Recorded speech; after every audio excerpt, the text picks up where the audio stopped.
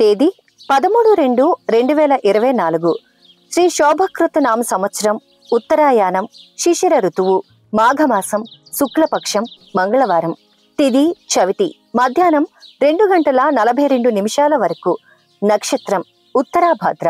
మధ్యాహ్నం 12:34 వరకు వర్జ్యం రాత్రి 11:39 నుండి 1:08 వరకు దుర్ముహూర్తం ఉదయం 8:50 నుండి 9:36 వరకు రాత్రి 11:02 నుండి 11:52 వరకు శుభ సమయం ఉదయం 8:15 నుండి 9:42 వరకు